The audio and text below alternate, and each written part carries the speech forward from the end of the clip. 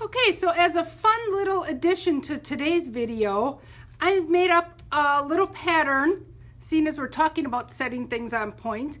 I'm taking a block, these blocks, adding a little frame around it, and then using your corner squares or your setting triangles to set those blocks on point into a runner. So first thing I need to do is I'm going to have 3 squares for this pattern. If you want, you can make it 4 squares, 5 squares, 6 squares, however long you want it to be. So I need to have 3 squares that are 8.5 inches square.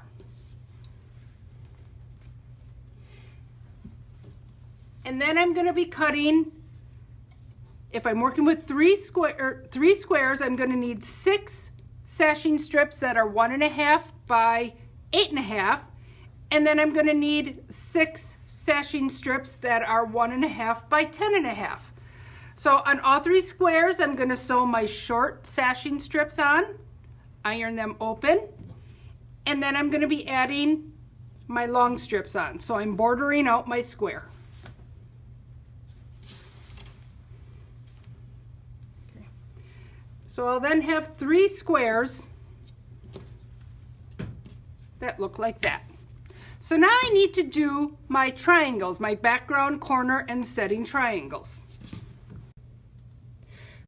For this, we're going to be referring back to this setting on point chart that I had talked about in today's block. For this project, I'm going to need my corner squares because I need to add a corner to my 4 corners of my runner. But I'm also going to be needing my setting squares, which are the bigger, setting triangles, which are the bigger triangles that you add in between your blocks. So again, to use my chart, I am going to be working with a finished 10-inch block because I took my 8-inch block and added my strips around it. So I need to find my 10-inch square unfinished. I'm going to go across. For my corners, I need to cut 8.5-inch squares and cut them in half once diagonally. And then for my setting triangles, I need to cut a 15.5-inch square, and I need to cut that one twice diagonally. So it's going to give me 4 triangles. Okay, so here I have my 15.5-inch square and my 2 8.5-inch squares. Again, with my big one, I need to cut this in half twice. So I'm going to be going corner to corner, and then corner to corner the other way.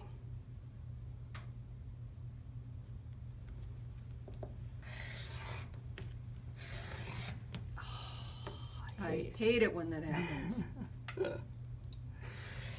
And that'll be okay because our triangles are a little bit bigger than we need. Okay.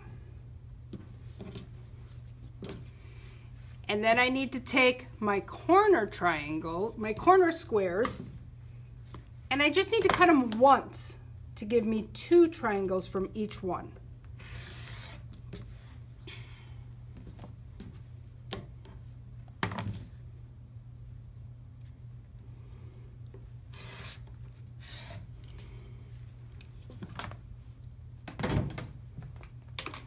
So you may be wondering why we cut some from a big square and some from little squares.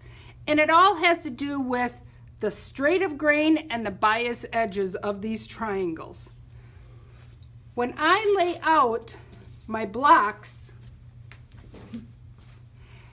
that I want to set on point,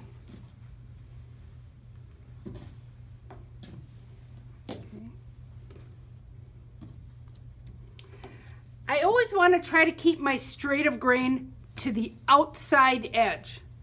So with these big ones, because I had cut these from a square, these edges are my straight of grain edges. These are nice and solid. They don't stretch.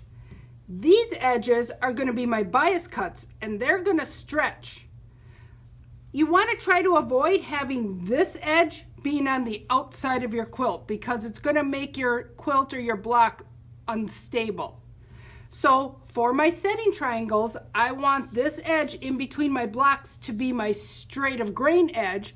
So I take one big square, cut it twice. So all of my outside edges are going to be straight of grain. When I'm setting one block on point, or I'm adding that corner, I want both of my outside edges to be straight of grain.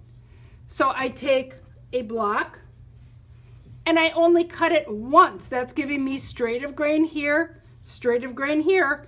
These are my two bias edges, but those are going to be added to here. So it's going to be giving me my straight of grain on the outside. Okay, so for this project, these guys are going to be added to my corners, and my large triangles are going to be added in between my three squares.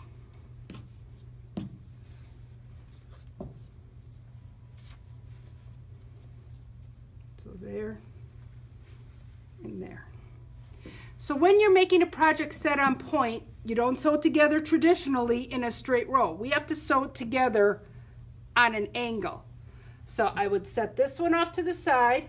I'm going to take this block, add this triangle, and add this triangle.